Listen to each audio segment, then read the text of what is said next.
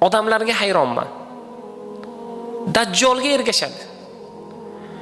Dajjolni peshonasida kofir degan so'z bo'ladi. Uni arabchani biladigan va bilmaydigan, xohlagan odam kofir ekanini o'qiy oladi.